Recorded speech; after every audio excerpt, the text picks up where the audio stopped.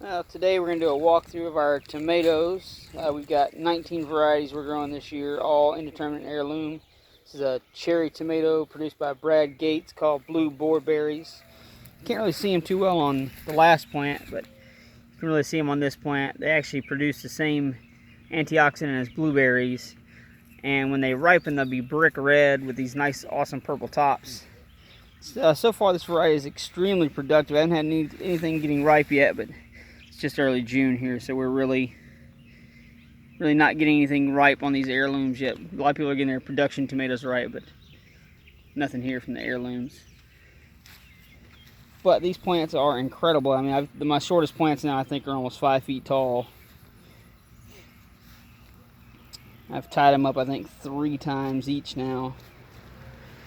And a lot of times with these tomatoes I'm planting alliums between them, and the onions, garlic, things like that help keep the weeds down and help shade the tomato. It'll help shade the onions when the tomatoes get taller. This is another Brad Gates variety called Indigo Goldberries. This is my first bunch. It's really starting to ripen up down here. These plants are, like I said, they're really big and tall. And you've got some Radiator Charlie's Mortgage Lifter tomatoes. Show you my hand in here with these for a reference on the size of this cluster. And they're proving to be a very vigorous tomato. I've got plants of these are almost 7 feet tall now.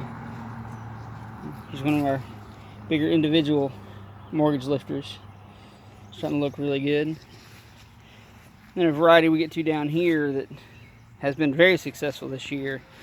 This is Bull's Heart I got from Gary Ibsen of TomatoFest.com.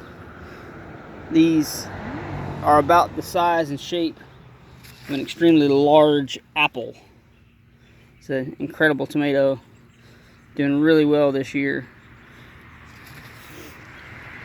And here I actually picked my carrots, most of my carrots out of here last week. I've got a few that I've left in to really kind of finish out. Getting to some more Brad Gates productions down here. We've got Beauty King, which is a red and yellow bicolor, and even on these fruit you can see where the striping is going to be on them. There's another very large beefsteak type tomato, very productive. Some more mortgage lifters over here.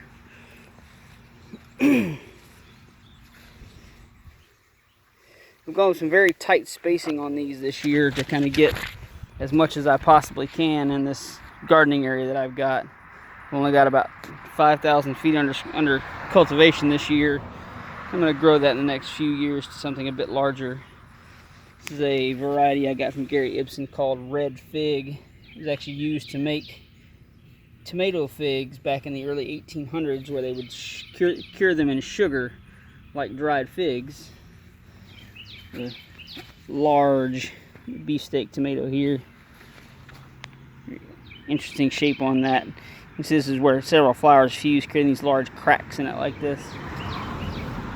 We've got a lot of San Marzanos. So we like to do a lot of our own tomato paste and everything here at the house.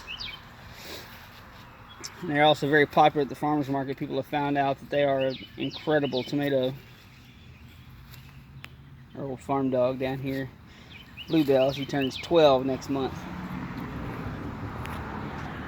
Got a few more tomatoes down here. This row is mostly Berkeley tie-dye green from Brad Gates. As you can see outside, my rows are very tight here. These are all cucumbers, and I've got a side straddle down most of these rows to get down them.